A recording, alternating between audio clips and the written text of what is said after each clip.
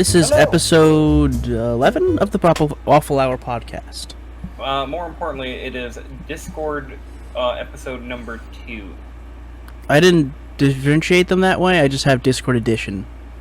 Oh yeah? Well, Yeah. This is Discord edition number 2.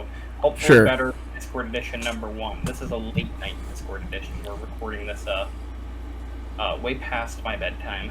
Yeah, I'm awake. I've also moved the mic a little bit away from myself. Yes. I actually didn't listen to that episode, but I did get feedback, and apparently it was terrible. Yeah. So I Yeah. listened. I would listen to a couple of like sections, and I was like, if I listen to too much of this, I'm just gonna scrap the whole thing. So, I mean, that's why you listen to it before you post it, so you know whether it's worth scrapping. well, it's like it wasn't. I don't think it was necessarily worth scrapping because I don't think we had anything else we could have posted. Yeah, I mean, I just wanted to talk about the Dark Crystal.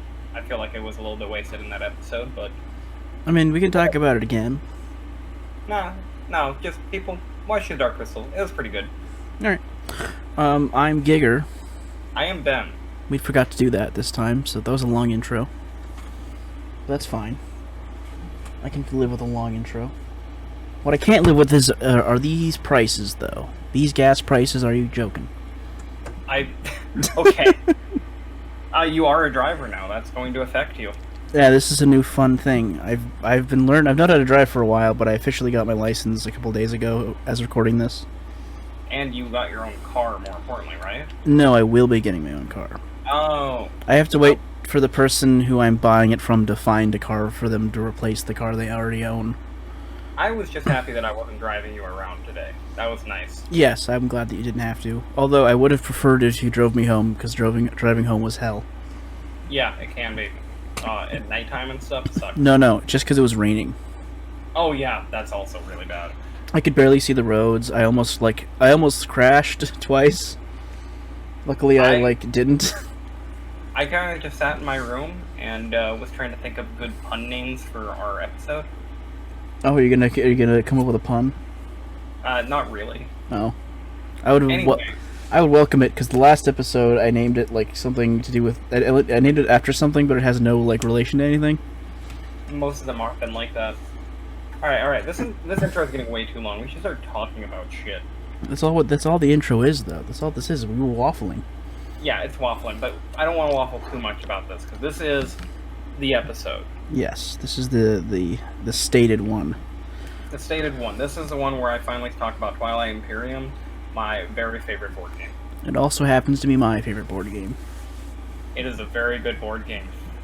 All right, so you explain the rules because I think you know them a little better than I do. I'm not going to explain the rules of this game. Okay. I'm going to explain what this game is and why it's great. Then instead of that, I'm going to try to explain why the rules aren't as scary as you think. then as a bonus, I will add to the description of this video and to the description of the whatever podcast you listen to this on, there will be links to a review of the game that's more concise and a rules explanation that I watched. Okay. So that if you would like to do that, you can feel free. Yeah, that's a good idea. You're talking about the Shut Up and Sit Down review, right? Of course, but the rules explanation is another thing. That was another guy. So, what is Twilight Imperium? Besides our favorite board game, Twilight Imperium... It's $140. It was like $120. $120. Okay. Wasn't Gloomhaven $140? That sounds right. Gloomhaven was more expensive than Twilight Imperium. So, Twilight Imperium is a board game where 3 to 6 players all take the role of a galactic empire of some sort, all vying for control over the galaxy after the power vacuum was created by the extinction of the former galactic rulers. It is a game about, strategy and politics and backstabbing and fuckery. Mad fuckery. Mad fuckery. And I love this game. So it is big and it's indulgent and can take up to 8 hours to play a big game with lots of people. If you play with the new players, it might take more than that. If the new players, that's the thing. If you play with experienced players, it doesn't take 8 hours. No. Like, it's one of those things where the 8-hour thing always scares people off, even if it is accurate. It's only because it's only a one-time thing, really. Yeah, it takes 8 hours the first time you play it, and then everyone knows how you're playing it. It's like, okay, well, it only takes 5 hours now, and it was an amazing 5-hour experience. It's like a really good D&D session. I wanted to point out that this is it's similar to Inish, a game we talked about a few episodes ago, where it's a dudes on the map game. Yeah. But that doesn't matter that much. What's really fun about it are the political elements of it. Yeah, because that's the thing. I wouldn't call it like just a strategy game or just a dudes on the map, just a territorial control thing. Because Twilight Imperium is kind of unique amongst board games for being like everything. Mm-hmm. That's the whole point. It is the biggest, most all-encompassing game that there is. And it manages to do all that while still being really fun. Like, maybe if you want to play like a pure politics game, you might prefer like Diplomacy or something like that, or I have never played Twilight Struggle, but I imagine that's a big part of it. Yeah, Twilight Struggle I've played a little, but I've only ever played it online. Alex really likes it. Yeah. I know that. I'm not sure on my own, though.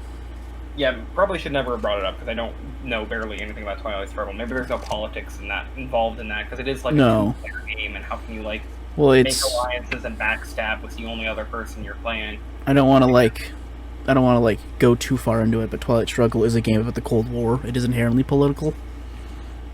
It's actually annoying how many similarities there are between Twilight Imperium, the game we're talking about, and Twilight Struggle, the game I never should have brought up because it's a stupid, confusing name. Mm-hmm.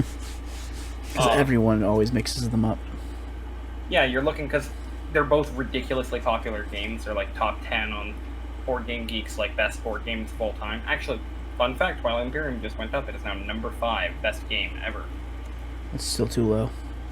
Still too low. I agree. The top 5 is really good, though. I'm not going to lie about that. What? Yeah, like, I was looking up. I wanted to make the point that this game is 23 years old. What, Twilight Imperium? Mm-hmm. And I wanted to make that as a point of just how, like, good it is. Like, this is how much staying power it's got. It's been around for as long as I've been alive. So, if that doesn't prove to you that it's a pretty good game, I don't know what will. Yeah, it is a game with staying power. To be fair, it's gone through updates and, I mean, obviously expansions, but, they've had new additions where they've modified the rules over time. So, the way Twilight Imperium might look now, compared to when it first came out, might be pretty different in certain aspects, but, like, the premise has always been the same. The elements of the game have always been the same. It's always been about war and politics and backstabbing and trading and stuff like that. And soon it's going to have an expansion. Yes, that is why I've been like on this huge Twilight Imperium kick, is because that expansion was announced, and I have been thinking about nothing else since then for like, I don't know, 2 weeks now? Yeah, it's been 2 weeks. I know it's been 2 weeks. Yeah, I'm really excited for this expansion. I'm like burning myself out on Twilight Imperium, like reading about Twilight Imperium and listening to podcasts about Twilight Imperium. So we could also like shout out that podcast as if it'll matter, but Peace Cats and Space Turtles is the podcast he's been listening to. Space Cats and Peace Turtles, but I'm an idiot. I'm sorry. Which is shockingly good for a podcast that is devoted to one particular board game, which, another thing, if we're talking about Twilight Imperium, it's a board game that is robust enough that you could devote a podcast to just talking about that game in every episode. And yeah, it turned out to be a pretty fun podcast I've been listening to. They don't just do like strategy guides or anything like that. Sometimes they just have people like submit their Twilight Imperium stories of like crazy things that happened, which, by the way, we're gonna have to share some on this episode. It's gonna have to be you. I'm so bad. I have such a shit memory. Like Yeah, well, you'll collaborate. I'm not tired. I just I forget so much about everything. Well, there is that one game that we'll talk about. I think you know which one. I don't think I do. I'm thinking of the most recent game. I don't think we're talking about that one. The recent game we played was actually kind of a disaster, but we don't need to get into that. Exactly. Yeah, that's what I was thinking. Wasn't a problem with the game. It was a problem with Our friend. And like just a weird kind of misunderstanding. We'll call it. So I'm sorry. I was looking up the. I wanted to look up the when the game came out. So I went on the Wikipedia. Okay. And something really bizarre happened, which is at the top of the Twilight Imperium Wikipedia. It says TI3 redirects here for the Dota 2 esports tournament. See International 2013. Oh yeah, that's the problem. TI, is how they usually write it out quickly in like forums and stuff.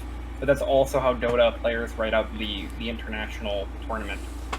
Right. Okay. I thought that there was a reference to Twilight Imperium within Dota, and considering your history with Dota, I was really fascinated by that. No. It would be TI3 was the third international tournament. All right. TI stands for the international because that's what it's called. The Dota 2 International. Anywho, Twilight Imperium. So I love the game a lot as well. I like the various races. I hope they add more. I've been thinking a lot about getting into the online version, which is just the tabletop simulator version. Mm-hmm. Because I've actually been in the Space Cats or the Space Turtles Peace Cats Discord. You actually had it right, and then you mixed it up. Really? I'm a fucking idiot. Well, okay, just remember the X-Cha are all about like diplomacy and stuff. They're the peace turtles. I'm just gonna read it from the Discord, which my point was that I'm in the Discord. And I've been in it for a while, and I've been looking to maybe play some. But I don't know when I would. Yeah, the biggest... If there is a weakness about Twilight Imperium, it's that, like, it is a big game, and it's hard to get a group together for a day to play. Yeah. Like, I might have a day off, but not everybody does. And we do know, at least 4 other people who would be down to play it whenever they're free, you know? I wouldn't say... I don't know about exactly 4, because I know that, like, Aiden... he's not always down to play this game. He just won't be. It is a big game. It's like we wouldn't play it every week, but we would play it every month. Well, me and you would play it every week. I would play it every day. I would not play it every day. I would get sick of that. I'd play it once a week. And I'd try to be a different race every time. I only want to play it every day right now because of that expansion has me so hyped. Mm-hmm. So you want to talk about some of the elements of the expansion going to bring, or do you want to not even bother? No, let's hold off on talking about anything about the expansion, because that's not going to be exciting for anyone who's never played the game. Fair. We could also just wait till it's out and to talk about the expansion. Yeah, that's what I figured we'd do. Want to, talk about any of the stories, then? Because we can't really explain the rules, so... Well, okay. The rules... It's a big game. And one of the things I really like about it is that the way the rules are is that you kind of just divide everything into various systems, and all those systems, by themselves, are really simple. That's true. It's easy to remember, individual things. It becomes complicated in the same way, Magic the Gathering becomes complicated, where the way certain things interact might cause chaos. Mm-hmm. Oh. What have you done? What have you done, Ben? I'm sorry? You've ruined the record. We have to can it all now. We have to can all of it? Yeah. Man, I don't know if I can remember everything I said and repeat that. I hope you know I'm joking. Just edit it out. I'm definitely not canning this. This is all going in. I'm joking. We don't edit anything. Hey, I edit things. Oh, do you? Occasionally, if I need to. I thought we just kind of got into the habit of, whoa. Man, I'm causing all kinds of problems. You nearly threw my microphone off the table. No, we've gotten into the habit of just doing it because we don't fuck up. Usually, we haven't had a scenario where we had to, get up and leave, which we usually had previously. There was in the first episode where, I got a phone call in the middle of it. And we're waffling. The first night, a couple more, but that's not the point. The rules, yeah. Yeah, so, something like technology, which has been greatly improved in the current edition of Twilight Imperium. So... you research technology for your faction, and they give you all various kinds of buffs and powers and stuff. And they've got a very nice, simple, like, tree. There's 4 different types of tech, and they progress very linearly. So there's one that you don't need any, let's just call them the green, blue, red, and yellow techs, because that's what they are. They've got other names, but there's the green tech where you don't need to know any other green techs in order to get. And then once you get that, then you're able to get the one where you need at least one other green tech in order to get, and so on. Yes. Like, that's very simple, easy to remember. And there's elements that make it a little bit more advanced, like the fact that you can sometimes skip a step, or, I mean, certain factions will start with different technologies and stuff like that. I feel like this is the point where we're getting a little bit confusing. Maybe? I'm just, like, pointing out that yeah, like, this system by itself. I would point it out like the politics thing. I mean, the politics is the most fun part of it. I would just point it out as a system because it's easier to wrap your head around. Oh my god. Jesus Christ, Ben. You just want to not record, don't you? Apparently. This is going to be the one where you have to edit. I'm shutting off my phone. I'm not editing it. I have to have this out by tomorrow. I'm not fucking editing it. Are you joking? Yeah, well, this is our... The worst thing is that we had time to record this on Sunday, but we delayed it for the wrong reason. I don't want to talk about that because I'm a little annoyed. Yeah. So we were playing the politics. The way the politics work in this game is that after you capture the middle piece, the middle island of the game, the middle planet. Yeah, It's a space opera. I was making it a general thing. After you capture that, at the end of every round, every player gets to participate in adding a new law or edict or something along those lines. Yeah, there's a big deck of policies, and you draw one, and you read it off, and it's stuff that could be, like, little. Like, oh, this planet is now more valuable. Yeah, simple as that. Maybe you want to capture it. Or it might be something game-changing. You know, like, oh, everybody has restrictions on how they're allowed to vote. Yes. Or all of these tiles are just inaccessible now. Or whoever wins this vote wins the game. I mean, that isn't literally one, but that's what one basically boiled down to. But that's and like... that gets everyone arguing and conniving against one another and making deals to side with each other or against one another, try to get it in their favor or to try to not completely ruin their game over it. And that's a really good example of like that could have been a game on its own. Yeah, I mean, there are games that are basically like that on their own. Yeah, King's Dilemma comes to mind. But this is that and so much more. There's so many other things, and then all of them meld together so well. Yeah. It's like it's like what you want out of an action or video game, you know? Yeah, well, the video game that this reminds me the most of is Civilization. I would have said Stellaris, but you're not wrong. I've never played Stellaris, so... It's a space civ, basically, without the turn-based. Okay. So for Civilization, like, it's all about, like, you know, picking your thing, and they've got unique traits and... Yeah, it's essentially the same with Stellaris. Yeah, Civilization's a lot more complicated than Twilight Imperium is, and it can afford to be because it's a computer game and not a board game where you gotta keep track of stuff yourself. Mm-hmm. And there's so much that, like, can be done in the background. I'm someone who personally just really loves, like, board game systems, and, like, this is a really clever way to track a certain thing using game pieces, you know? Mm-hmm. Like, a very simple one is, so in a lot of strategy games, strategy video games, you move your guy, and that character will turn gray to indicate they've already moved, they cannot move again, you know? Yep.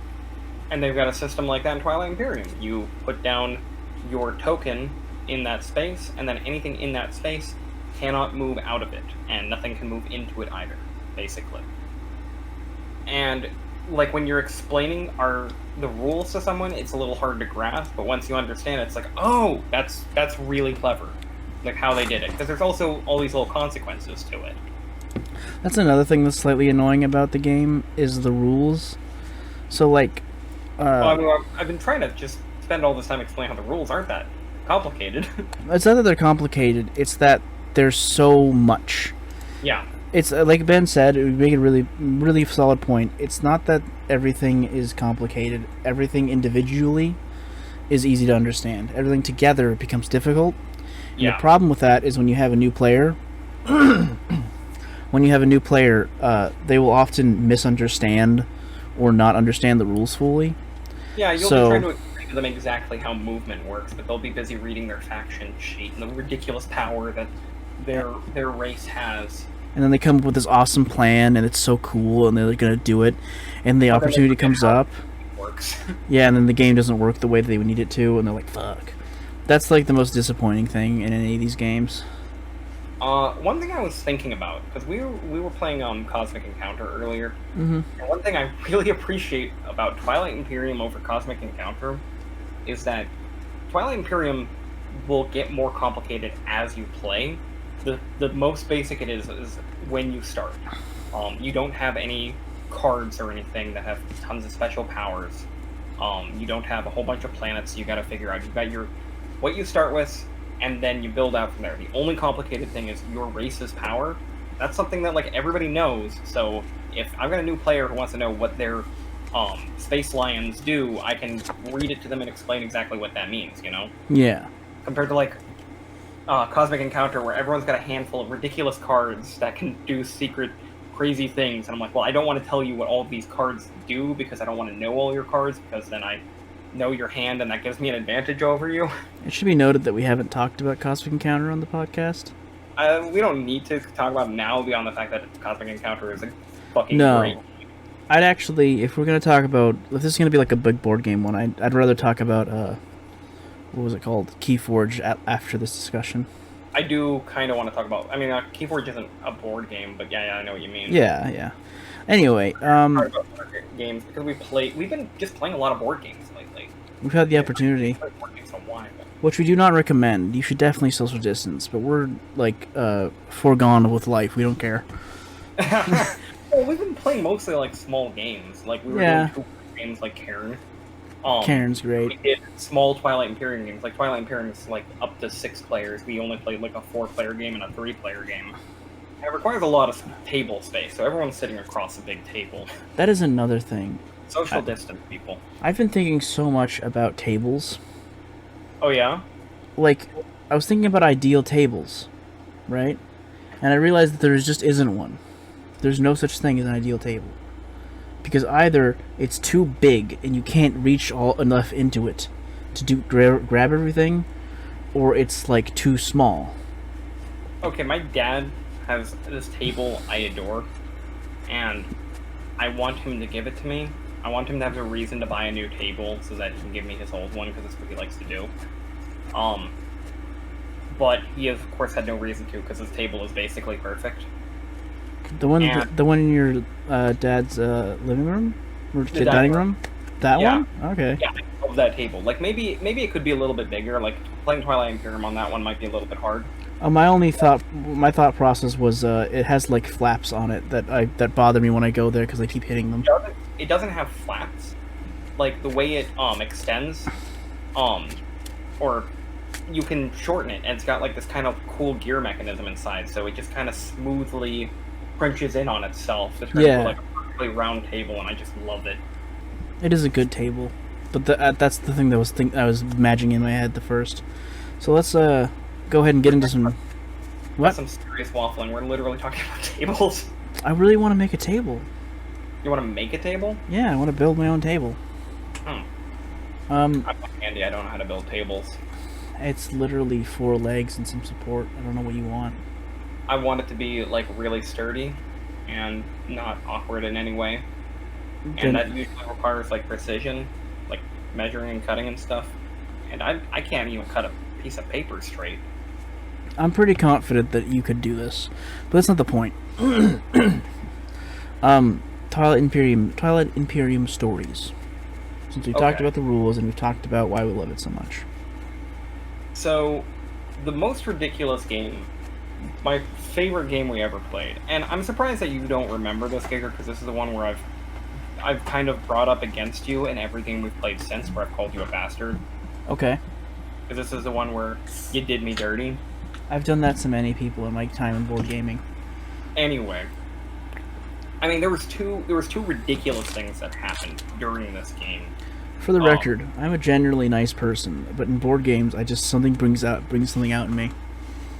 Oh yeah, that's one of the things I love about board games. I get like legitimate, like passionate about it. Yeah, you do. I get up a lot because sometimes it's just fun to do that. But anyway, you were talking about this specific game. Please Okay, remind me. So I'm trying to like set the stage to know all the parts. The first ridiculous thing that happened in this game, it had both of these stories have to do with that agenda voting system we were talking about, the politics. Is this the one with me, you, and Alex? I don't think Alex was involved. No, it was Nathan. Nathan, okay. I don't know who else was at the table, but Nathan was the big player in it. And both times, actually. So, in the center of the game is the planet Mechatol Rex. And this is planet in the universe of Twilight Imperium, is the seat of the former Empire. And it is a symbol of authority and power and blah blah blah. The point is you want to get it because it gets you points. Okay? So, our friend Nathan was holding that planet and had a ton of his ships and ground forces on it. And we are doing the agenda phase, and the agenda that pops up, I think it was called Ixian. Oh, okay. The premise of this card is Sorry, that, can you repeat the name? You cut out a little there. Ixian artifact. There you go. Yeah, I don't know if that's the name's not important. The premise of the card is that there's like this, like, ancient magical scientific artifact that was discovered, and now our government is voting on what to do with it. And if we vote to study it, then there is a chance. We roll a die, and there is a chance that everybody gets free technology. Woo! Like a ton of it. And that's really powerful, and it's good, and everybody wants that. But if you get a bad roll, then there is a chance that half of Mechatol Rex just, like, explodes. Mm-hmm, and they lose they lose all of their guys on the planet, and then every planet that's next to Mechatol Rex on the board, also, they lose, like, half their guys on it. So it gets bombarded twice. Yeah. It's just, like, hugely disastrous if you fail, especially for whoever was on Mechatol Rex, which is the funniest part, because Nathan was the one, as I mentioned, was on that planet. He was on the central planet, and he was the most excited about this agenda, and he was really pushing hard to go for it, even though he was the only one who really had anything to lose. Yeah. The rest of us weren't around Mechatol at all. That was a tense one. That was a tense vote. We were arguing over that one for like 10, 15 minutes. Like a really long time, like actually arguing in real life whether we should go for it or not. And I think I was the one who was like most opposed, but I just kind of felt like worn down and like I wanted to get it, you know? Mm-hmm. So, and we rolled that die. And everybody got free technology. Yeah, everyone got free technology. It was fun. Was that the same game where Nathan, he, like, convinced me to vote for him? And Yes. then it turned out all of the votes that I, like, gave up didn't matter? This is the second story. I'm gonna clarify, because that's not what he did. I couldn't remember exactly. This is already a game where we had like a big heart-pumping, like crazy debate and argument and voting and all that stuff. But we're getting to the end of the game, and we are very, very close. The way scoring works in the game is that in Twilight Imperium, you don't win by like taking over the whole map or anything like that. Or eliminating There's a like player. objectives that are revealed, and achieving them will give you points, and the first one to 10 points wins. And what's important about the game is that there's no ties. If everyone has 10 points on the final turn, then the winner is in turn order. So that's a big element of the strategy. When you think you're about to win, you want to make sure you go first by doing whatever thing you have to do. Yeah. And I want to point this out. I was the one who was going to win. You, me, and Nathan all had the points we needed. We all had 10 points. We were all could have won, but no one was paying attention, and I got the thing that let me go first, so I was going to win. Right. Before that happens, we had to do the agenda phase, and we had to vote again. And the policy that came up was ridiculous. Because what it was whoever won the election, where you had to vote for a certain player, whoever won this election would get to choose their turn order, essentially. So whoever won this would choose to go first and would win the game. And I actually recall this being a thing. I'm now remembering this game. If I'm not mistaken, correct me if I am, what happened is that... what happened was we argued over it for like a half an hour. But what ended up happening is there was no way you could have won. Right? There wasn't. I think... Okay, so the amount of votes that you get as your faction is based on... Just the planets, yeah. There's a thing called influence, and I think I had the most influence. That's not the point. The point was that then other people could split the votes between other things. So if, like, say you really didn't want me to win, you could have, like, sided with Nathan just to make sure I didn't win by voting with him. Mm-hmm. That's kind of the key to it, because Nathan, I believe, agreed to vote for you. Yes. No, I think the way it worked was that you were the speaker, which means you're the decider, and you had the choice between either me or Nathan winning. Yes, well, this is what led up to this point, so let me keep going. Yes. So Nathan did, I think, a baller fucking play here. Mm-hmm. So, one thing I gotta explain, a little rule to explain is, when you make a deal with another player in this game, there's two different ways to do it. There are binding and non-binding deals. Basically, whether you have to keep your word and actually go through it, or if you don't. And a binding deal is basically if something would happen immediately, like I give you this and you give me that, that's done. It's binding, you have to do it. You can't just say, actually, I'm not going to give you that. But if it's something that's going to happen a little bit in the future, then you don't actually have to go with your word. You can decide, no, I'm gonna betray you now. Yep. That's what Nathan did. He said, I will vote for you if you give me some trade goods. And right. You were confused, but he's like, I think, because he could have voted for you to make it a tie or something like that, and we were trying to get it to go for another round, so the game wouldn't be over and we could win without doing this election.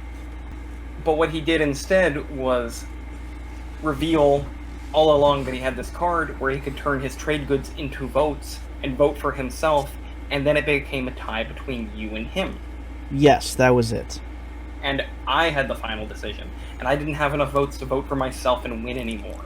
So as the speaker, the person who, the Speaker of the House, basically, I had to choose who was going to win the tie between you and Nathan. This was the worst thing I've ever done. More fucking arguing. This was the worst thing I've ever done in board games.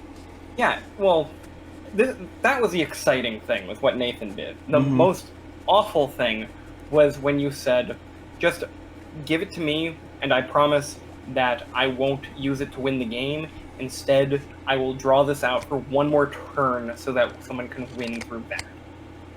So I said, and this was after, another 20 minutes of arguing and, debating and stuff like that.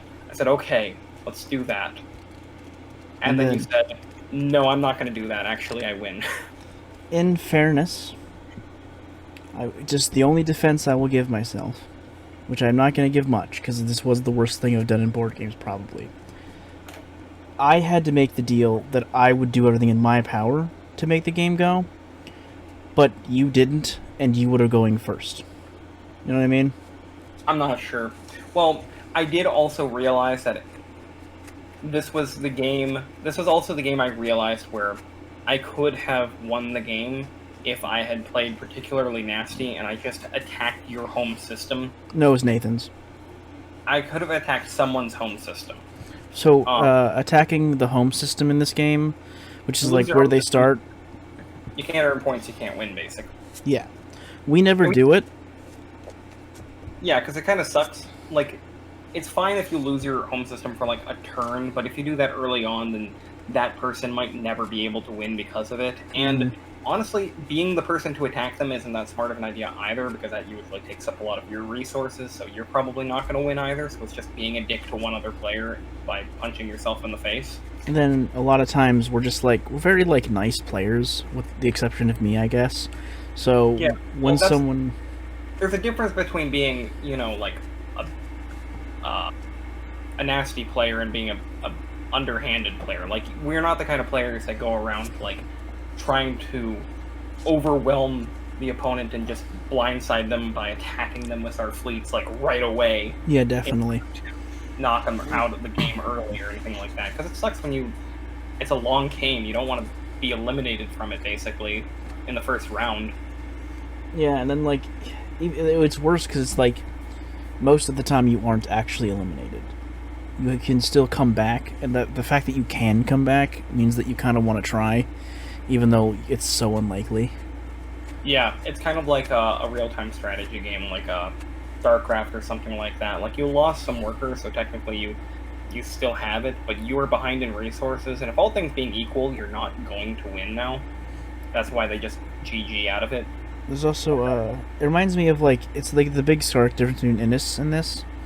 In Innis, when you lose all of your forces, you immediately can put 2 more on the board next turn. And there's a strategy that Ben invented, or maybe not invented, but, you know, he has used, where you can win the game doing that. This game doesn't have anything like that. If you're out, you're basically just out. You cannot win Inish by doing that. What you do is you take an early lead by sacrificing your guys. You can definitely win. It's a sneaky play. We're not gonna like get into that because it's too much. But you can. I think you can win. You just have to play it out right. Mm-hmm. The story I was thinking of was the time when we ruined... I think it was me, you, and Alex were playing, and me and Alex ruined your influence. Yes. Do you want to tell it, or should I? I do remember it very clearly. I'll let you, because I don't know if I do. Okay, well, as I explained in the other story, the way voting works, because that's another thing. Our favorite part is the voting, so all of our favorite stories go in on this. Mm-hmm. I mean, we could also talk about just Alex Jeunesse building giant Death Star weapons and throwing them into people's home systems only to get destroyed over and over again, because that was funny. He does like doing that. He's just an amazing person. Amazing is a good word. Yeah, and that he is... I like him a lot. What was I gonna say? Okay, so the way the voting works is you capture all these planets, and some of them are worth more influence than others. So if you have lots and lots of influence, and you have lots and lots of votes, influence being it's just the way. It's just the votes. The game. Yeah. And I had the most. I didn't just have the most. I had way more than everybody else this game. Like, my whole planet was worth a lot by itself, because that was one of my factions thing. I had Mechatol Rex, which is worth a ton of influence. I just had a ton of planets that were worth tons and tons of influence. I could outvote anyone. I could outvote any combination of 2 people. Were you playing as the Emirates? I was playing as the Yin Brotherhood that game. Right, okay. So the agenda, that was pooled. What it would do is, if it was a directive, if it went through, then influence no longer counted for votes. Instead, every single player would get 1 vote. Yes. And the one huge commanding lead I had in this game, which was my political power. Like, I didn't have the biggest army, I didn't have lots of action cards, I didn't have all the tech, I had political power. It was great. And every other player at the table all combined their votes together against me specifically, so that I would no longer be able to vote to control the elections. It was great because it kind of ruined him. That's the funniest thing. Is like, I could have, if it was just like, because there was another player, because if it was just you and Alex, I could have outvoted you. Yeah. That's how much voting power I had. I don't remember who the other power was. Maybe it was Sam. Yeah, but because it was all of you together, you were able to just beat me. Just barely. And that's all it took. And then I no longer had political power. Yeah, we were all the same. In that game. It was great. That's the one that always pops into my head when I think of great TI stories. Yeah, because I was fucking furious. The only other ones I can think of are the times the last 2 times I won, but I don't remember them clear enough to really explain. I think the time I remember the most is I think it was the one at the restaurant. Were you playing as the Sarl? The Sarl tribes, were they the ones that go everywhere? They can. They're the ones that get tons and tons of action cards because they're like sneaky spies. That was it. Yeah, that's what I was thinking. I was playing as them, and I think it was I was the majority of the game. I was there was no way I was winning. I didn't have the points. There was nothing I could really do, and then last turn, the 2 people in the lead are debating on how they're gonna try and win. They're thinking about it, and I realize that I can get enough points to win the game if I do one thing, if I get to support the throne. Oh yeah, that's where we had the house rule that people can't trade support the thrones to someone who's already about to win. Actually, I think that was not on my win. That was when Jake won. Oh yeah, that was a different one. But I realized it wasn't the same game because I don't think you actually. I think it was one of those things where everyone was tied. No, I'm pretty sure I won. I know that the one game I'm thinking of, Jake won. Yeah. With the support of the throne because Nathan gave it to him. This sounds right. I think he was playing as a humans that game. But I recall winning. The only reason I recall winning so much is because Aiden, who we were playing with, was really upset with me, and he said I cucked the win out of him. Oh yeah. So now it's me and Aiden who hold a grudge against you in Twilight Imperium. Well, I think yours is more valid. But basically, I found a way that if I got one support of the throne, I could win in that game. And I did it. Yeah, win that turn. And I was able to do it. I was able to get the 3 points I needed, and then I think I convinced Jake to give me the support of the throne. And then we'd have to go through another agenda phase. And I won. That wasn't a great explanation because I don't remember details so well. I don't remember it as well. So I can't fill in the blanks here. I was focused on my own game. If I'm remembering the game correctly, it's one where I was trying to play as the Nalu, and I just wanted to build lots and lots and lots of fighters. And the Nalu are cool. I like the Nalu a lot, actually. So, you want to talk a little bit about the factions? Because that's the coolest thing, I think. I'm going to have to look them up real quick. Well, we don't... I remember them well enough, and... I don't. We don't need to talk about all of them. I want to talk about my favorites, and I don't remember all the names of them. So there are different races or different factions that you choose, and all of them have special abilities that make them unique.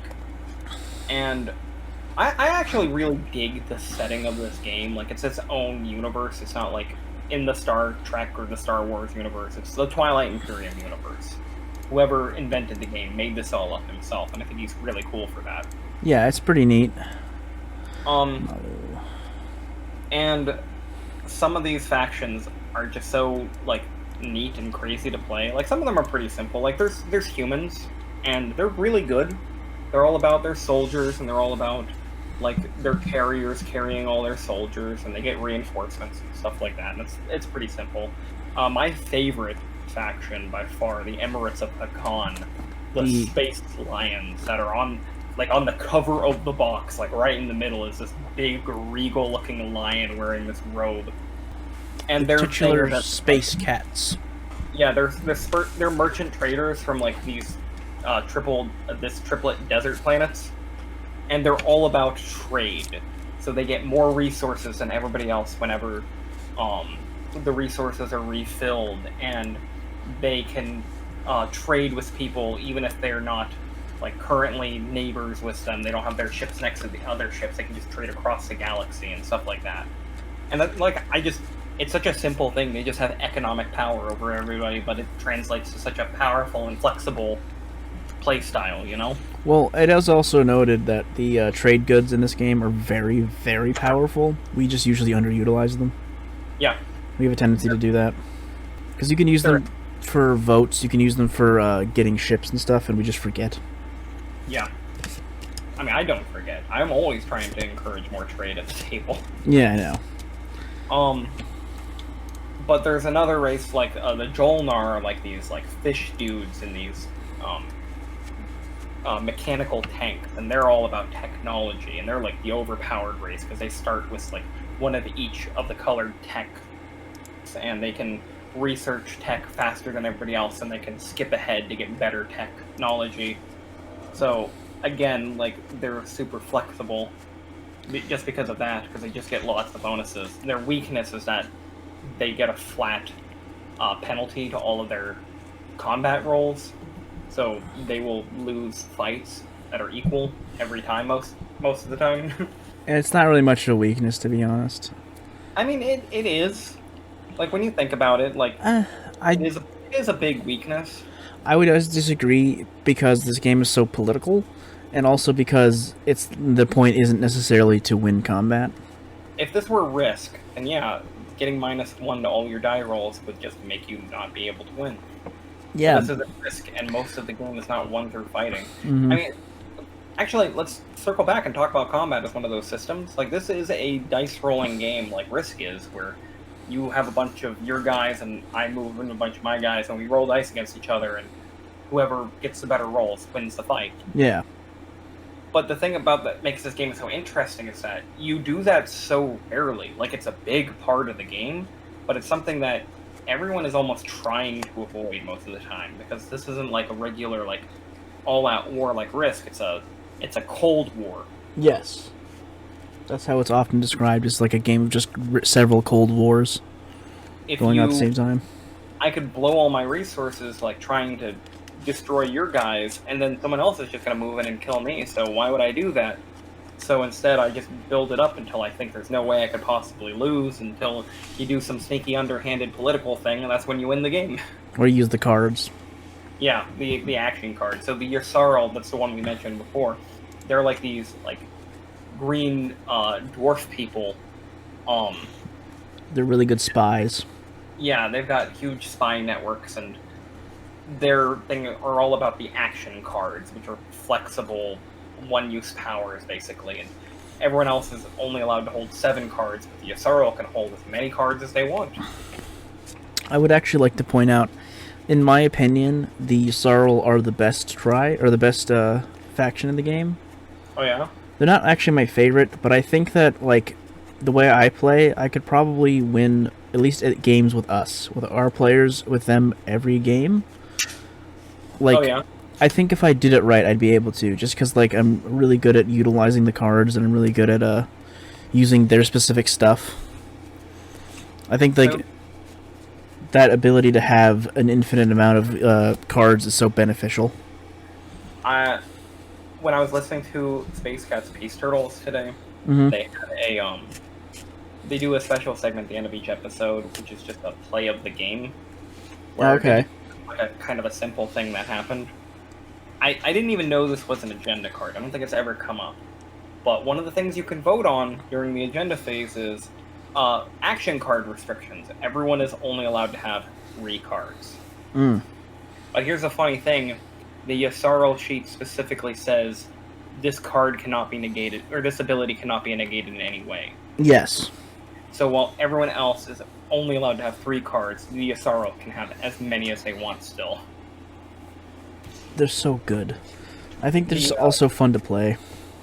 Yeah. I haven't played them yet. You haven't played a lot of them. You played, like, I remember at Savacon, like, 3 times. 3 times, yeah. Out of, like, I don't know, the dozen or so games we've played. I played them. I played the Nalu. I've played the Muat. The Muat. The Yin Brotherhood, didn't you? Yeah, I played the Yin Brotherhood. That was the one where you fucked me. And my voting power. You played... The Yin aren't good. You played the Jolnar, right? Yeah, well, that was their most recent game I actually played, Jolnar. Yeah, and you hated it. I hated it because I felt broken. Well, yeah, because you had, like, it was like turn 4 and you had 2 War Suns.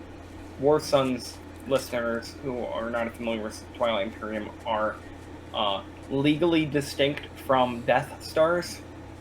But they are Death Stars. But they're Death Stars. they're also legally distinct. They're the most gigantic. They're the most powerful thing you can get. And they're badass. They are. And I had like 2 of them in like the second round, and I just felt overpowered. And the real reason that was as unfair as it was is because we didn't pay much attention to how the galaxy was built, and I had all the resources right near my home system, so I just got the best planets. Mm-hmm. Also, the other player and you were focused on a different thing. Yes. Now I will talk about my favorite. What is your favorite? My favorite is actually the Clan of Sar. Clan of Sar is your favorite? Yeah. So the Clan of Sar's ability is very simple. They're nomadic. They don't have a home system, really. They can earn points and score objectives no matter where they go. And they can take their space dock, which is usually sequestered to a planet. They can move that with them. Yeah. They have flying space docks. And they're so fun to play. I don't know what it is exactly or why I like them so much, but like just being able to go anywhere and just hop with my entire fleet in my space dock. I think one of the reasons why they're so fun is because they kind of are built around... Because Twilight Imperium, it's a game about doing all these different things, but at the end of the day, you win by getting the objectives, which you don't know what the objectives necessarily might be, but that's what you focus on. And a new objective appears, it says, get this planet, you go get that planet. And the SAR, their main strategy is just to race to get those objectives faster than anybody else. Yeah, and it feels nice. Yeah. And I love their one technology, I think it's called chaos mapping. Mm-hmm. Just hide in an asteroid field and nobody can come get you. Yep. And that's the best thing when you're in that situation where I'm going to win, everyone is going to try to wipe me out in order to keep me from winning. So I'm just going to fly all my ships into an asteroid field and wait this one out. The best part is that the way we play almost every time we played, hazard cards, hazard planets and stuff end up next to Mechatol Rex. Yeah. So usually asteroids end up right next to Mechatol Rex. Mm-hmm. So that like you can sneak in for that win real quick. It's fun. They're definitely my favorite. I think the Necrovirus is one of the most fun races to tell new players about. That's one of the ones I pulled up because I like them so much. The Necrovirus, I have played as them once, and it's a hard one to play as, especially in our group, which is a shame because they're so cool. But they are not an alien empire. They're not a race of people. They are a virus that has infected the AIs and the technologies and stuff like that, and they've got such a powerful, overwhelming force that they're threatening the galaxy. And they aren't able to research technology themselves, so what they do is they steal it from other players when they win in combat. Favorite detail about them, though, is that we've been going on about the voting so much because that's our favorite thing. They're not allowed to vote. Yeah, they're not allowed. Threat. They're not invited. They're fucking great. I think that's Silas's favorite. Yeah, that's definitely Silas's favorite. Instead of voting, they have to predict what the winner is, and if they predict the right thing, then they get free technology for it, which is dangerous because the other ability of the Necrovirus is that all the different races have like unique technologies that are only to them that give them like special abilities and stuff like that. And the Necrovirus can just steal it. Yeah. They can steal any other race's technology, and that's where the complicated rules come in. Where they're like, okay, wait, how does this thing interact with that thing? Like I recently found out that there was an infinite combo someone found where the Necrovirus is fighting the Barony of Letnev, and they both have Euclidean shielding and what's the other one? Duranium armor, and it just basically makes it so the fight can't end because they can always like repair their sustained damage on their ships and repair it. That's fucking amazing. So they had to make an official ruling where if that happens, then the attacker just loses all their stuff. Don't do it. I actually did want to bring up the Letnev as well. Let's not call them people call them. Yeah, we'll not do that. Letnev. Their thing is that they have big fleets, big powerful fleets. That's like their main, draw. But in reality, the thing that makes them so interesting is that they're the most versatile of the races, I think. I mean, depending on your definition of versatile, because I think like the Joel Mars, their thing on technology, that makes them versatile. The Khan's thing on the economy makes them versatile. These are open-ended things. Sure, but I just mean that, like, there's so many different ways to win with the barony, and, like, if you look at the strategy guide, I think that you sent us when we first started playing, they have, like, a different way to win for, like, each like, main way of winning, like, technology and all that stuff. Yeah, and the barony was just like, oh, you can do this, whatever you really want. They have pretty good, like, leadership and everything. I think they're just kind of cool. They're the ones I want to try and play again. I actually haven't played them still. I think I should. Yeah. I mean, I'm, like, waiting, of course. I want to play all of the races. Yeah, it's tricky, because we haven't played as much as I want, and I do want to play every race, but I also really want to replay my favorite races, and I have to make that decision every single time. Mm-hmm. I'm getting into those races where I'm like, I'm not super excited about this. I also have the issue of just forgetting. I want to play as the Winu. I do too. But they're bad. They are bad. They're notably bad. They're called the Winu, and they're spelled with a W-I-N, but they're bad. They're the Luzu. Their whole thing is that they can control Mechatol Rex, like they have bonuses for doing that, but like you don't want to. The problem with them is that it's a one strategy race. They're the opposite of the Barony, where the Barony can Barony have so many advantages that let them take the game in so many different directions or adapt to whatever is thrown at them. Mm-hmm. Whereas the Winner is like, okay, well I've got this one thing and I'm really good at it, and if I do it then I win, but if I don't then I basically don't have any powers. So I'm not good. Yeah, it sucks. That does suck. The special mention I wanted to do, if you don't mind. What's that? Would have to be the Ghosts of Crew S. Oh my god, they're so cool. So the Ghosts... Go ahead. Cool? They're probably the coolest. They're the ones that when we first started playing, I immediately wanted to play. Because they sound so dope. Allow me to explain. So, the Ghosts of Crew S do not have like a normal starting system. They start in their own little wormhole area, but that has their own planet. But their whole thing is that they utilize like the wormholes on the board that are like teleports. They utilize them more than anyone else. Yeah. So like they have one of their faction abilities is quantum entanglement, and they treat all the wormholes as if they're next to each other, even though normally it's either alpha holes or beta holes. Yeah, there's A-holes and B-holes. And the A-holes, you go through one side of the A-hole, you come out the other side of the A-hole, and you go through one side of the B-hole, you come out the other side of the B-hole, but the ghost can go up one B-hole and out another A-hole. They can add more holes on the board. They're basically the most mobile faction, despite the Clan of Sar being in the game. Yeah. Well, the SAR is all about the SAR ball. You just have a moving, like a fleet that builds and moves and builds and moves. I genuinely disagree with it, but yeah, I get you. So here's a fun thing I just learned about the Ghosts of Creus. You know how their flagship's abilities to have a special Delta wormhole attached to it? Yeah. Other things can fly, like it just comes out of the flagship. Mm-hmm. So the highest blue tech, I don't remember what it's called, it lets you move through enemy pieces. Yes. You just fly right into their flagship's wormhole. Really? Yeah, like normally you wouldn't be allowed to because the ship would be blocking them, you'd have to do the combat first, and then you can do the combat, you destroy the ship, the wormhole is no longer there. So like with light wave deflector, you can just move right on in? You just fly right through their capitalist ship's mobile wormhole right to their home system. I don't think it can go to their home system, but I don't think it has to. The wormhole is specifically connected to their home system. Does it say that somewhere?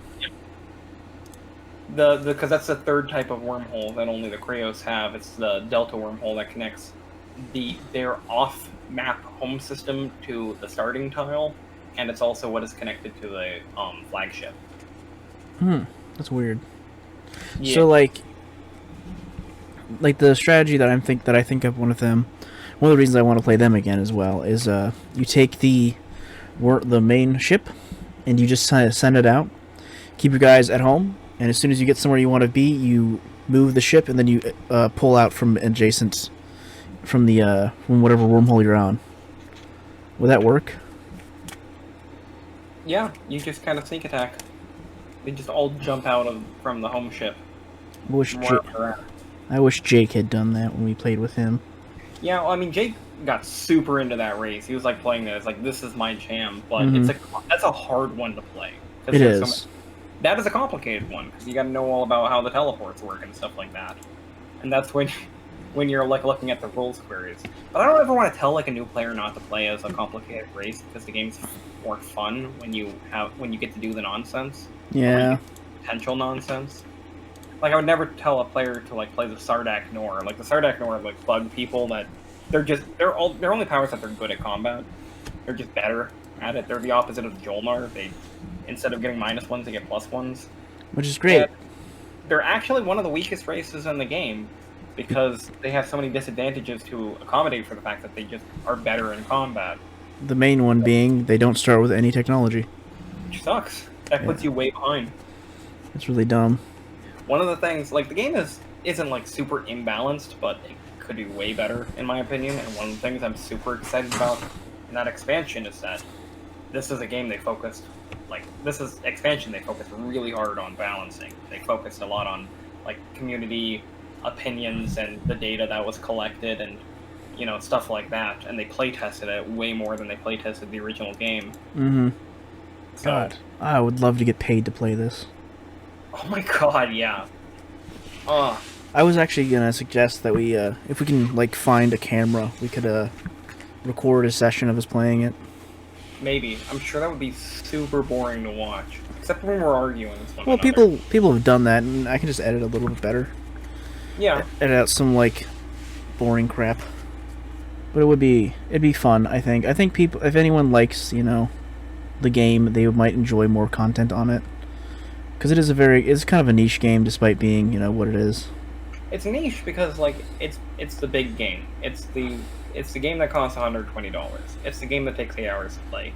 It's the game where everyone's got like 100 little, it's not 100, but like 50 unique little ships, figures to make up their armies and stuff like that. It's got the big map, and like you need a huge table to play it, which is, my table is just slightly too small. Yeah, just slightly. It's just slightly small enough to really bother me when we're playing, so we use like little side tables to clear up extra room and stuff. I think the side tables are better, because then you can... But I still wish the table was bigger on top of that. Yeah. I don't think there's a way... I think I was one of the reasons I brought up tables is because I don't actually think there's a way to make a table big enough for this game that isn't cumbersome. Just because, like, if we want the map in the middle, they're going to be, like no one's going to be able to reach Mikatal. You know what I mean? Well, one solution is that not everyone... If you have enough room around the table, then it becomes way easier for everybody to, like, get up and just, like, move their pieces. Stuff. Well, that's encompassing the room you're in. So, not really relevant. Regardless, we have actually talked about Twilight Imperium for 1 hour. I mean, I can keep going. You can, but do you... Like the technical stuff. Do you want to keep going, or do you want to go to... Do you want to talk about other board games that we've been playing lately besides Twilight Imperium? I kind of want to talk about Keyforge. I don't think we have much to say unless we go through like each race. I mean, you do, obviously, I guess, but I don't. I do like... I mean, the races are the cool thing, you know? They are, but like, we're not going to go through every single one. Especially since I think there's a couple in here we have both never played. Like, I think... I mean, both of us haven't played the Winnow, but we already talked about the Winnow. I don't think we've both played I don't think either of us have played the Mentec Coalition. Yeah, that's what I really should play as, because they seem like they're fun. They're like space pirates, and they steal other people's trade goods when they trade. Like, I trade with Giger, and then Nathan, playing as the Mentec, just steals some of those trade goods from our deal and gets it for himself. The Mentec is like one of the races that every time we start playing one of the factions, I always consider and then never go through with. I want to do a Mentec Hakan game. I want to play Mentak when another player is playing Hakan. I weirdly don't want to play Hakan. I don't know why. Oh, really? Yeah, I feel like it's such a you thing. I don't know why. Trading and making deals and stuff Maybe like that. Maybe I should just play the Hakan next time, because I still haven't played them either. I should just like get it through and see if I like it more or if not. That'd probably be a good idea. There's so much I enjoy about just the little ways the game is designed, like the way turn order works, or the way moving the ships works, and like, there's stuff I don't like. I hate building ships because Oh yeah. all have different costs, and you gotta kind of figure that out, and that will take long enough that it's like, okay, let me just figure this out. You do your turn; it's not gonna affect anything. And sometimes I feel like everyone will finish their turn before I'm done figuring out what ships I want to build and how much that's going to cost me. I also feel like I hate the technology trees. I know they're done. I genuinely don't know how they could do them better, but the way that they work, I just don't like. What do you mean? Like What were you gonna say? it's one of those things. I'm like, I thought I just spent a lot of time talking about how it's like pretty clever and simple. What don't you like about it? What I mean is like I don't like that it's like the 4 different colors, and then you need to put effort into each one, and then it's just another card on top of a card. Into each one. Well, you need to do it based off what you're trying to do that game. Yeah, the trick is to like pick like 1-2 colors to focus on. The best way I could explain what I mean is I feel like it could be more elegant, and it isn't. My big problem with technology is just remembering to use the abilities on them. Yeah. They do all kinds of abilities, and it's like, oh wait, I can move through asteroid fields now, or I take less damage from space lasers. Or, oh hey, I need to subtract 2 from everything I've ever built. Crap. That's the most important one. It's the thing that makes everything cheaper, and I would just explain how building is the most annoying thing. I don't think I've ever done it. In the expansion, I guess I'll tell you this, because I don't know if you'll like this or dislike this. What they did was, they didn't add any new, racial tech at all, because they didn't want, like, stuff that races were just never going to get, if it wasn't good enough, or stuff that was good enough that they would just stop getting the ones they have, you know? Okay. So instead they did add to the neutral the tech that everybody can research, and they added like new base level and level 1 tech for each color.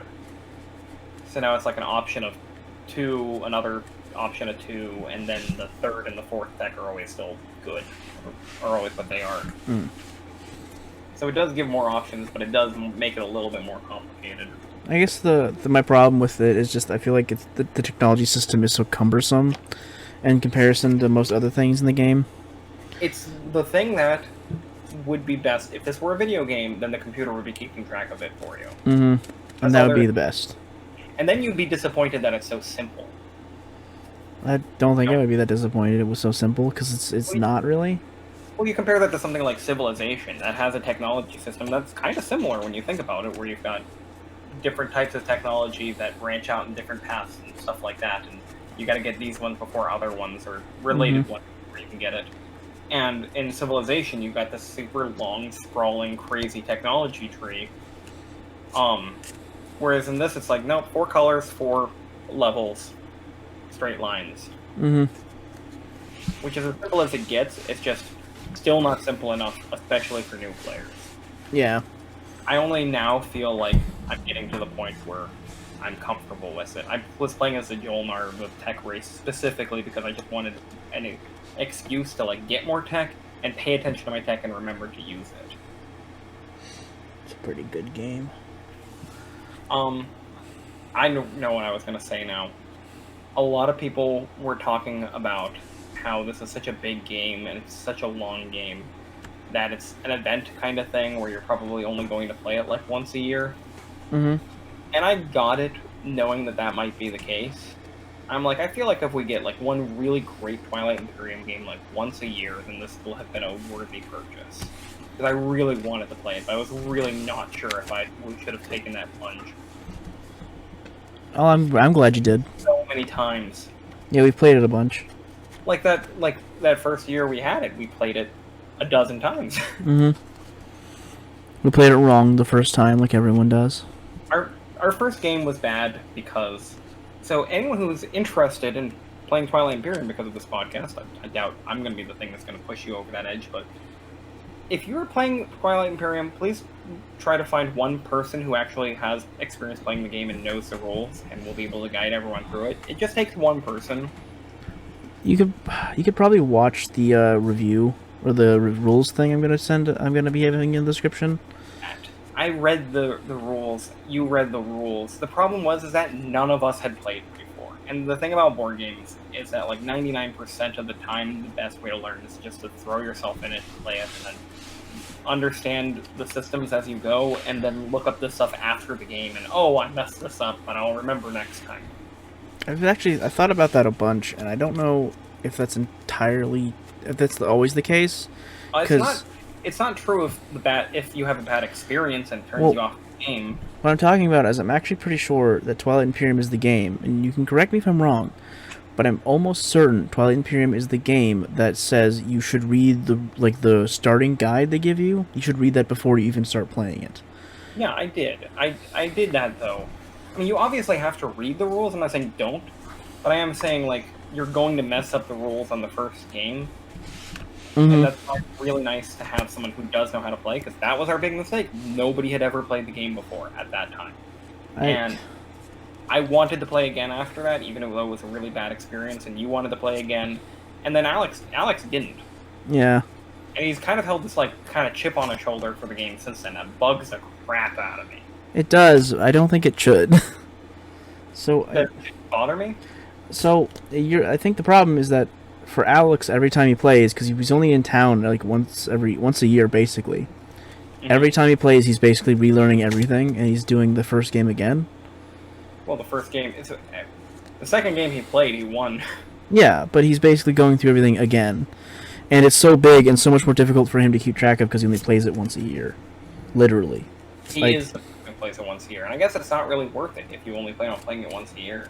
Yeah, exactly. So for him, it's just not as engaging because he can't play it as often, and he probably doesn't have the time to when he's free, you know. When I bought the game, I never expected it to be something that I would find so fun that I would make excuses and make time for. Mm-hmm. Definitely. I could easily have the group play it every other week. I think would be, or once a month, no problem. It is the sort of thing where one of the only things I don't like is that because you own it, I don't want to buy it. You know what I mean? And that's a bunch of games that you have that are the same. Like Innis is the same way. You own it, therefore I shouldn't buy it. But at the same time, I would love to own a copy. Yeah, no, I know exactly how I feel because you own Dune, and I want a copy of Dune. Yeah, exactly. And Dune's good and enjoyable, but we need the right players. Oh, it's so hard to find players for Dune. Dune. Should we talk a little bit about Dune? We can talk a bit. I should at least explain why it's so difficult. The problem with Dune is that it's just a nasty game. It's cutthroat. Dune's very similar to Twilight Imperium in that it came out, I think, in 1984 or something. It's an old game. It's very old. It's almost as old, or if not older, than Twilight Imperium. The difference is that in Dune, there is an actual focus to be attacking other players. It's a very nasty game. It has some elements of political strife. It has some elements of technology and stuff like that.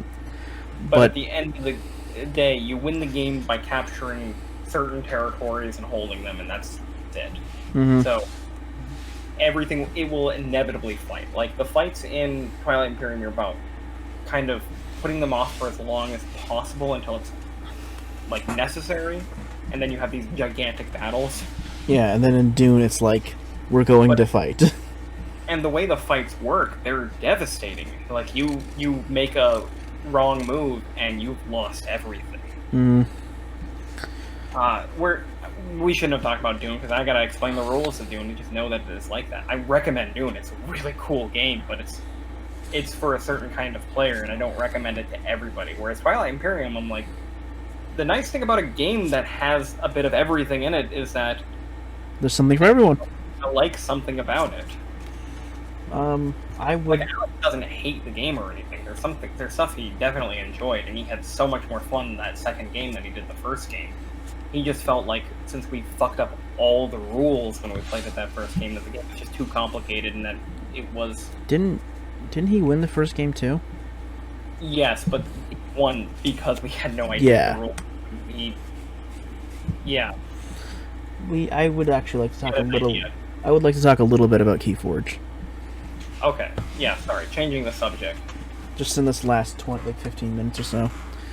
So Keyforge is a card game, also by Fantasy Flight. The key difference between Keyforge and, say, Magic the Gathering or Yu-Gi-Oh! Is that every card deck of Keyforge is computer-generated and different. Now, me and Ben have known about Keyforge for at least 2 years now, maybe more. Yeah, the game has come out. Huh? Since the game has come out, basically. Okay. A little bit before that, when it was previewed. I didn't know about it before. I remember seeing like Gen Con previews and stuff like that. So I like Magic the Gathering. Above me are all of my cards, my like 6,000 cards of MTG cards. I like the game. It's an enjoyable game for me.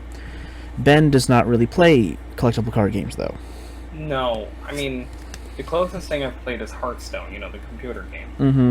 And there are parts I like about Hearthstone, but for the most part, the things I don't like are kind of just inherent to the collectible card game part of the game.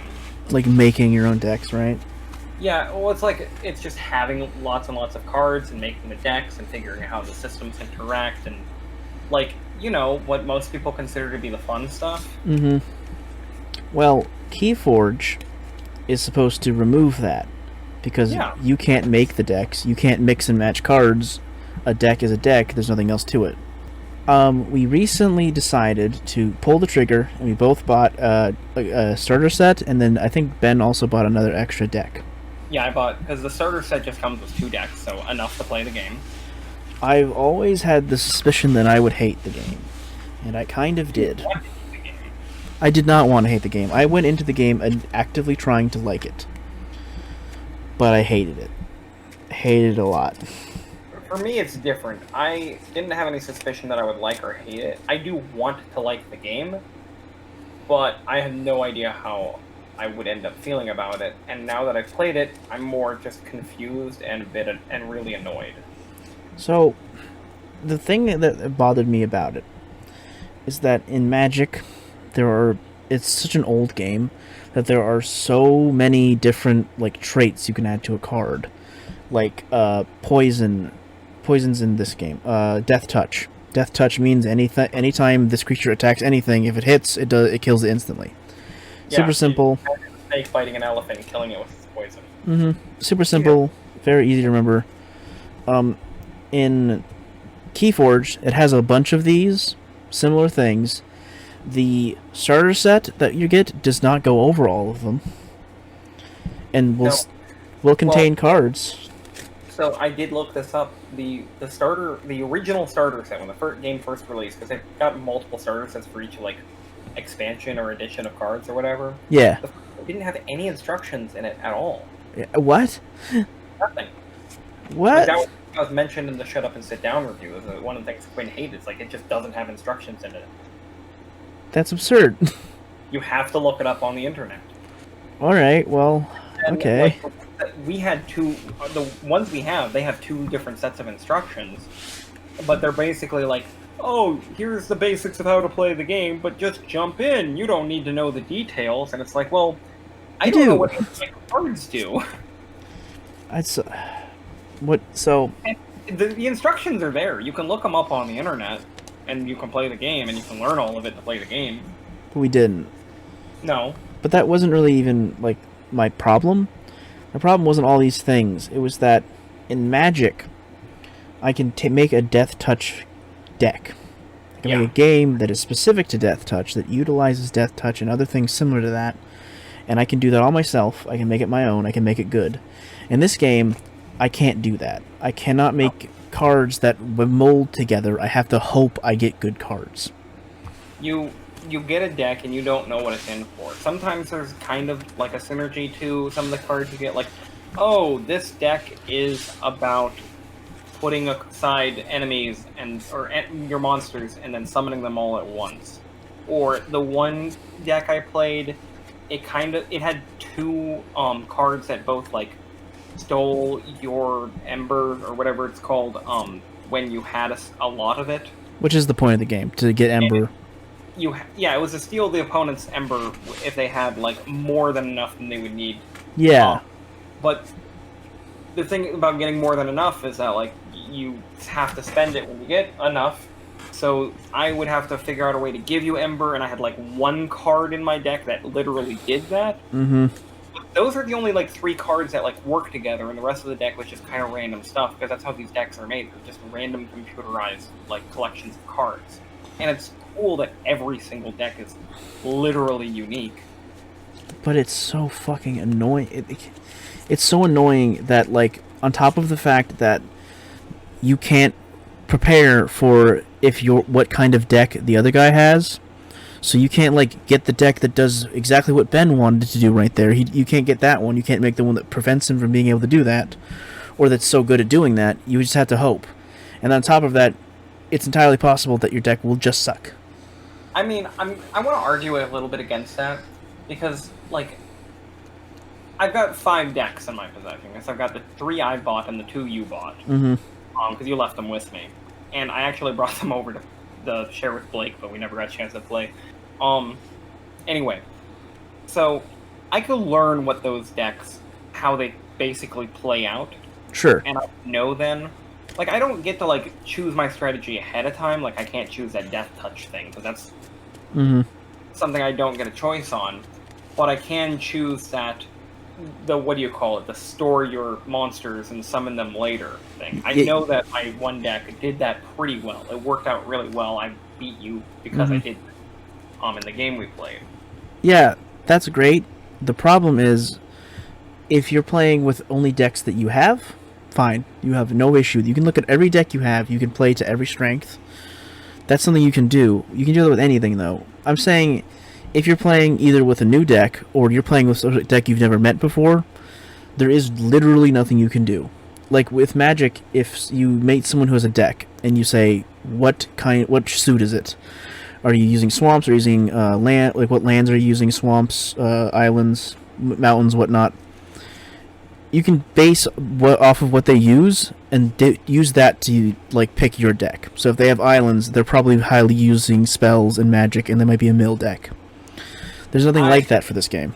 I would argue, I mean, there kind of is, because it's got those houses, right? I was going to make a point there. Made out of 3 houses, and I don't know what the themes of all of them are, but I was getting the idea that, like, the giants were all about fighting, like, dudes, yeah, and, like, fighting and making sure that, like, a lot of the abilities were, like, only affected things that didn't have damage, so it's always about running your guys into the enemies so that they get damaged and stuff. The paladin thing I was playing, they were all about, like, interacting with the other cards on the board, so it was all, like, buffing them up and, like, getting them ready to fight. The shadows are all about stealing and theft. The robots, I think, actually turned out to be my favorite. They were the ones that were all about, like, card draw and doing, like, weird stuff. But that's the thing, I had two decks that both had the robot faction, and they played very differently. One of them had lots of card draw, the other one just didn't. Yeah, that's like the whole thing. The problem with that is that you will know what 3 houses are in each deck, but that doesn't mean that you'll know what house is most prevalent and what house like has the best synergy within itself. Yeah, well, they're all pretty much all prevalent. Like, you have probably the same amount of each of the houses in that deck, but you don't know which is the good house that the cards actually seem to work together with, and which one. Because, like... Yeah, that's what I mean. The deck I had the Paladins, Robots, Demons deck. And one of the Paladins' cards was to just kill every demon, whether it was, like, a friendly or whether it was an enemy or a friendly. So I'm like, well, this doesn't synergize very well with my own deck. I can't use a third of my... Or I can't use this card, or else I would kill a third of my creatures. I know still another point I would like to make, though. I'm not I don't like the game from what I know about it. I'm willing to keep playing and keep trying. My only issue is I don't want to buy the decks. Which I'm not saying like you should, obviously. That's be rude. I'm just saying I don't want to invest more than I already have in this game because I didn't like what I got when I did. I'm not so negative about it. No, I can tell we're very different on this one, or at least very different, but for me, it was just so annoying to play this way. I had more fun when I was playing those pre-built Magic Commander decks. And, like, even before that, when I was playing Blake's homemade decks, he just had, like, a collection of decks with whatever cards he had, and it's like, okay, well, this is my good one, so we won't play with this, but these are some other decks I've assembled with my remaining cards, and that's what we played with. Like, that was fun, because he had cool decks. I didn't know what I was getting into. Like, that's the thing, you mentioned, I want to build a deck around Death Touch, because I think that's a cool concept. Yeah. I'm like, well, I don't care about that. I just want to know what my deck does, and to see if I can do it. And, like, the deck he gave me this was all about buffing your creatures with different keywords and abilities. So this will get flying, and this will get death touch, and this will get all the other different things will do. But then this other monster will also get everything else that thing got, and will also do buff on top of that. It's like, and when it clicked, it was so fun. Like I had never like used a deck before. I hadn't even read the cards or anything, but I had them in my hand, and I kind of figured out how it was supposed to work, and I didn't win that game. But no. It worked enough that it was a fucking blast. And that's all I wanted Keyforge to do. Yeah. But it didn't do that. No. That's... And for me, there's one major factor that's holding it back. Because I don't know anything about Magic either. I don't play Magic. I had new Magic games. And the key to that was that I was playing with my friend Blake, and Blake really, really loves Magic, and was able to explain to me all the systems and rules and keywords, and give me general advice. You know? And there was no one there, because it was just us playing Keyforge, having never played it. You having a lot of experience with Magic, me having basically none, and it being a very different game from Magic, so none of your knowledge was really helping. Yeah. Didn't even really help me. Okay. Weird kind of thing to bring up, but the only other, like, card game I ever had, like, a really good experience with like this, that I described like the Magic thing, where I didn't know what I was doing, but I had a pre-built deck and it was fun. Okay. It was called Card Wars, and it was an Adventure Time CCG based on the episode in the show where they play a game that was basically Magic the Gathering called Card Wars. I really wanted to play the Card Wars game, actually. Yep, and I had two pre-built decks. One was about summoning your corn soldiers, and the other one was I don't remember, but it had a pig that you could floop. Yes. I'm sorry, I'm referencing a particular episode of Adventure Time, which is already a very weird show that uses a lot of dumb made-up words. If you don't know it, I can't explain it. Should I buy this? I played it with Blake. Yeah. And I had bought it as a gift for someone, but I wanted to try it out to make sure it was like worth it. Because that person I knew adored Adventure Time and was also getting into Magic the Gathering. So I'm like, this could be really cool. You know? This was actually designed by some Magic the Gathering creators to be a licensed Adventure Time card game. Not like a big one, but like a thing. So we played our pre-built decks, and neither of us knew what we were doing, but I read the rules and I figured it out. And we played one deck, and then we swapped after it and played the opponent's deck, and I won both times, and I really enjoyed it because I figured out how the deck's abilities were supposed to work in combination with one another and all that stuff. Blake hated it. Yes. He hated that game. He was like, I don't understand what we're even wasting our time doing this for. And that's due to the fact that he didn't make this deck, right? I don't know, necessarily. I don't think he would have enjoyed it that much if he had made his own deck. At the end of the day, this system that we were playing was just like baby's first Magic the Gathering. Mm-hmm. So it was really nice for me, who, like, I didn't have to learn a whole lot like I would have had to learn for keyforge. I figured out the game myself by just reading the rules that were included and looking at the cards as I drew them, you know? I've long since forgot the point I was going to make. I'm sorry. Yeah, I didn't think that was going to go on that long. I'm sorry, too. I should have just said it. So, I wanted to point that, I think the main issue is the philosophy. I totally understand the idea of not wanting to make your own deck. That I get. My problem with keyforge is that no one makes the decks. It's just sort of mostly random. Yeah. And I hate that. I think I was telling you after we played it that what I would have preferred keyforge be is a game where, like, 4 or 5 people who just have a name, they're just a person, they each make the decks. They make the decks themselves. They synergize really well because they've made the decks, they've made the cards that go in their own decks, and that's the whole thing. And they make like 5 decks a year or something, and everyone gets all the decks. And you play those, and they're all really good and really cool, and they synergize really well with each other because they are made by a person who knows how to make the game work and make it fun. You know what you're describing, though? What? You're describing a board game, basically, with expansions. I'm describing... No, I mean like a genuine... Essentially the same as keyforge, it's just that there are people who are designated to make them. 5 decks. Sorry? There's only 5 decks. You said 5 people making like 5 things a year, and even if it was like 100, it's like... Well, yeah, I was just an example. Because keyforge, like, the way they do a computer algorithm to make these decks, because they have hundreds and hundreds of decks. Mm-hmm.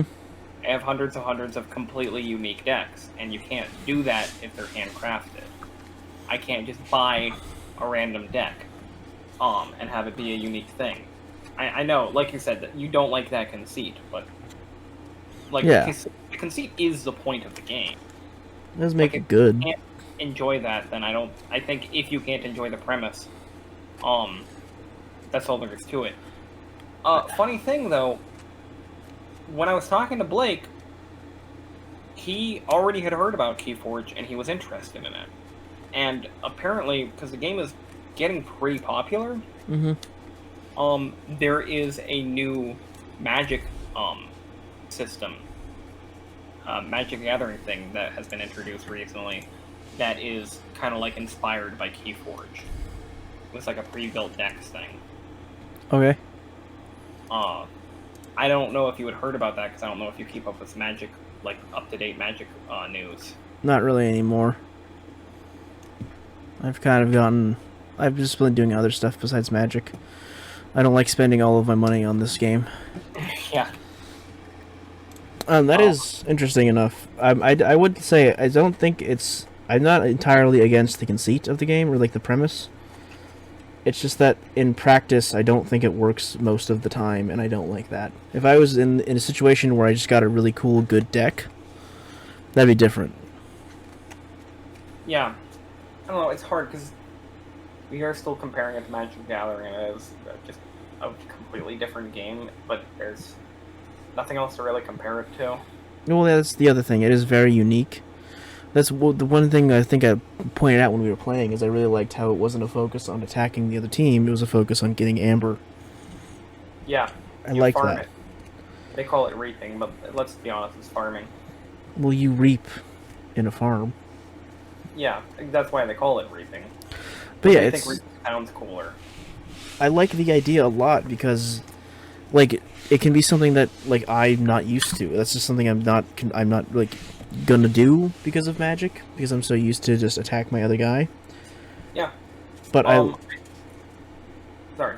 I like the idea of that. I like focusing my attention somewhere else as opposed to just attacking the other guy. I like how they don't have mana. Me too. That's good.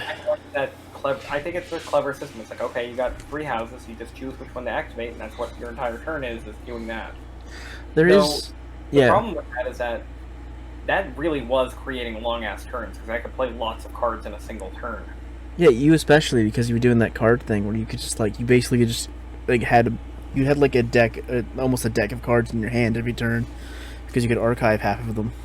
Yeah, I was drawing the entire archive so I could play them all at once, and that was making my turns take forever, which is, like, you're already annoyed with the game. That's not going to make it any better. Yeah. It didn't help that I don't know if I understood my own cards as well. Like, there's synergies they're supposed to have, but that's more my fault in the games. I wonder if one of the reasons I just feel better about the game is because it just so happened that the first deck I played kind of had a synergy and a strategy going for it, you know? Yeah, that's the other thing. That's the thing that bothers me about it. I feel like if this game was just like an online video game I could buy, and like decks would be like things I could just get, like maybe spend $1 or not even that, then I wouldn't be as hard on it. I don't know, you can just get it. You just go out and you buy... How much are the decks again? Like $7 or something? I think it was 8. $8, $7.99? Sounds about right. Like, you just buy a deck, and you don't know if it's good, you don't know if it's bad, you don't even know what it does. Well, that's my entire point, though, is if I'm playing it on a video game version, I can just buy the deck in the game and immediately play it. Immediately understand the point, immediately have a grasp. I can go through so many so quickly, as opposed to trying to get people to play this game. Yeah, that's the deal breaker for me. Because since you aren't interested in it, I don't know who I would share this game with to learn more about it. And I don't know why I would learn more about it if I don't know if I don't have anyone to share it with. And it's like, if I don't want to learn about it, I don't really want to play it. Mm-hmm. That's the worst. That's the rub, really. I mean, the other thing I don't like about this game is that it has no theme. No. Like, what's there is honestly really lame. It's got the different houses, but they're so generic. Yeah, to make it clear, listeners, when I say theme, like board games, card games, there's like something that the theme is the kind of in-universe story that justifies a game. If it's Inis, we're talking about, like, you know, ancient Celtic mythology is the theme. If it's Twilight Imperium, it's this gigantic space opera battle. If it's Magic the Gathering, it's dueling wizards on multiple dimensions, summoning monsters and casting spells. Yeah. And Keyforge is about stuff. There's the Martians. There's robots, and there's giant barbarians, and there's thieves. And paladins and demons. Yeah. And it's like, it's just throw everything at the kitchen sink. I'm a lot less like inclined to care about that because of Ethnos, which equally has a very boring theme but is a great game despite it. I'm gonna let you in on a little secret. I love Ethnos' theme. Really? Just the space theme? Yeah, I just like generic fantasy sometimes. If it's too generic, I don't care for it. I don't know. Maybe that's just if that's just me. That's just me. But that's like my thing. I'm never gonna sell anyone on the theme of Ethnos. I mean, you know this because you've seen me introduce the game to people. I'm like, just don't worry about this generic fantasy theme. This isn't a boring game for nerds. It's actually a very cleverly designed, fun experience. Yeah. You know, I've done that spiel a million times, but secretly, I like these dwarves. I like these mermen. This is very, very generic, but I love it because I just love generic fantasy. There's a part of me that just adores that, like, that old art style that it has, because the art was done by that guy who did the old Lord of the Rings art. Is Alex, the other Alex, not Alex, my brother. Alex G points out all the time. We can call him G Money. G Money. G Money. Yeah. He's a rapper. Yeah. I would like to clarify, it's not so much that I'm completely against the idea of playing more. Yeah, but like, it'd be a thing we do before we do other things. I don't know. I just don't know how I'm gonna have a lot of fun with this game. I don't want to have to learn a whole bunch of keywords. I don't know how many there are. I don't know how. Well, that's the thing. I have a sneaking suspicion that with every expansion, they're going to add like a dozen more, and that's going to be the only thing that's going to be included in that expansion's starter set's rulebook. Mm-hmm. Your rulebook had a bunch of different keywords than mine did. That was fucking frustrating. I honestly do not understand this concept of, like, not giving you the rules. That's so That's the unbelievably one thing stupid that to I me. want in the starter set, is the thing that helps me start it. That blows my mind. I don't... Like, by the way, if you're considering trying out Keyforge, because you can if you want. The game's Yeah. cheap. You just need 2 decks to play, and those Really? are $20, like we said. But It's look not up the rules before you do that. I mean, yeah, look up the rules, but the thing is that, like, don't buy the starter sets, No. because the rules that are included in the starter sets are, like, stripped down, they don't tell you anything, and besides the 2 decks in the box, you're just getting a bunch of cardboard pieces and markers and stuff, which you don't need. You can use anything. You can use bottle caps and coins and beads or whatever to do, so why pay a little bit of extra money before you even know that you like the game? And I'm sorry, because I'm the one who suggested buying these starter sets, but that was a mistake. It's not that big a deal. I thought the addition of having those things would be nice, but then I learned, like, a couple of the cardboard pieces that we have their effects are basically the same as in Magic, but in Magic you just don't put a thing on because it doesn't fucking matter. People know, and we knew. It was dumb. It's also dumb that we didn't get the same stupid markers. Yeah, that was also weird. I got way more markers than Ben did. That's so weird. If you want to say all you said again, like when I was talking, he was cutting you out. Sorry, I was saying the exact same you were saying. Oh, okay. You got more markers. You got more different types of markers than I did for some reason. Because that's the thing. I'm guessing the starter set you had was from, like, a later expansion of cards, and it added a bunch of new keywords, and this added markers that had to do with those keywords, is my guess. Well, right now what I'm doing is looking at the, like, official rule book, and it's like 6 or 7 pages of keywords. That's a lot of pages. Mm-hmm. I don't want to learn that. I mean, granted, it's usually, like, I think, like, 8 words a page, and there's just long explanations, but I don't want to read any of these. This would be nice as a computer game, just because computer games will keep track of all that for you. I genuinely think I would like it more if it was a computer game, which is making me kind of want to check out Slay the Spire. Oh, yeah? Yeah. Just because... Silas's glowing review, but this? Yeah, well, just, like, what I didn't like about this, I feel like Slay the Spire does better. And it doesn't have the random decks, so... Hey, how long have we been recording now? Oh, we're like 140. We should probably stop soon. Yeah, I think this is good enough time to cut it quits. Yeah. Alright, goodbye, listeners. I have been Giger. You have been Giger? Have been. I still will be Giger, but I also was Giger before now. Oh, I never did suggest to you, my title. Oh, okay, yes, please do. You know what a smorgasbord is, right? Yeah. This could be a smorgasbord game. That's pretty good. Yeah. I'll probably do that. I should have actually waited to tell you that, so that this could be the thing the music cuts out, because it's actually really lame, and I didn't want the listeners to hear me suggest that. It's too late, man. Now we still have to go through, like, social media crap, and you need to say goodbye. Yeah, I just realized that. We gotta edit this episode. We gotta re-record this whole thing. Yeah, I mean, if you want to. No. What I'll do... No, I don't. I'm sleepy. What I'll do is I'll give you my audio.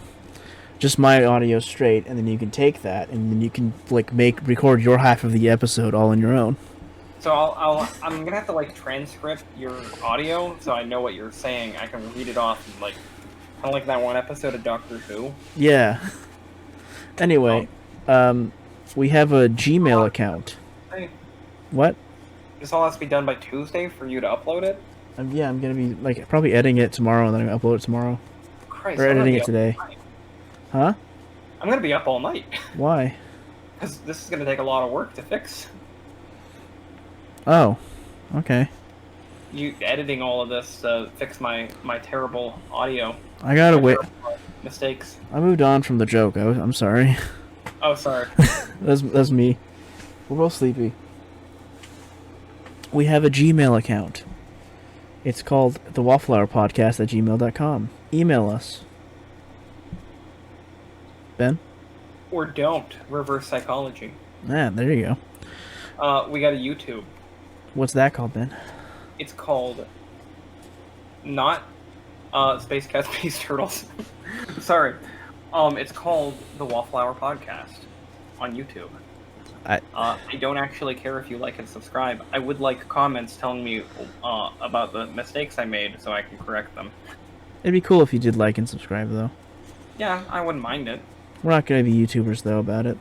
Yeah, I hate calls to action. Yeah, it's so weird. It's so creepy, and like everyone has to do it, but that's not the point.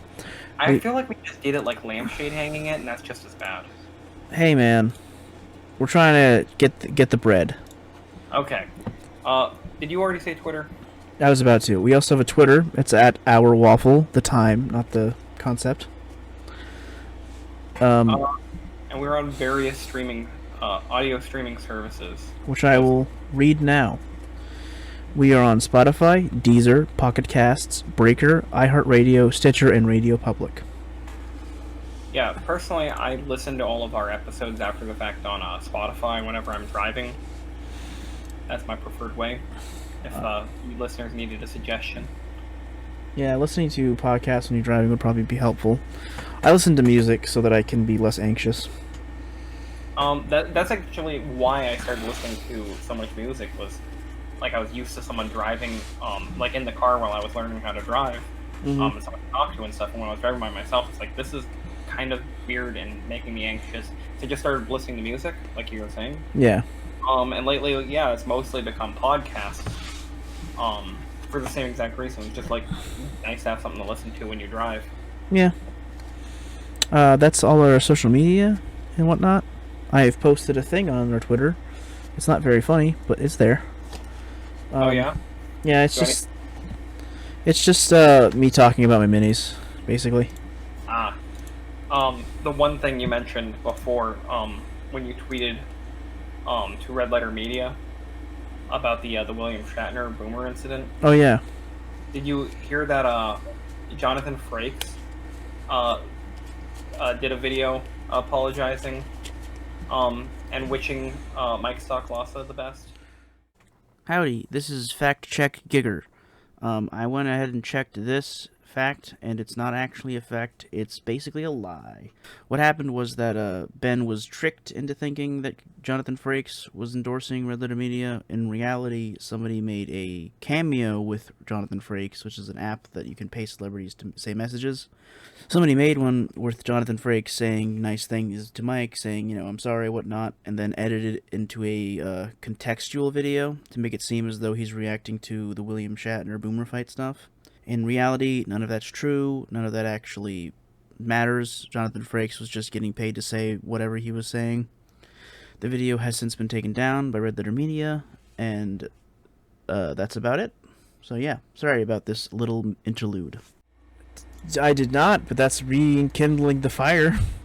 Yeah, isn't that wonderful? I'm like, so I was thinking, I don't want to go much longer, but I was thinking about doing the video I was talking about now, because it's long past, no one cares anymore, except I still care, because that article's really annoying. You were angry at William Shatner? I am angry at William Shatner, still. It's not changed. I don't think anybody cares. No one does, and that's the point. That's why I want to do it, because no one will see it, and I can save my embarrassment, but I want to say what I want to say. I'm fine with that. You gotta record a special episode of the podcast.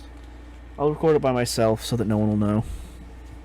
Anyway, say goodbye, Ben. Goodbye, Ben. That was Ben saying goodbye. This is us talking as the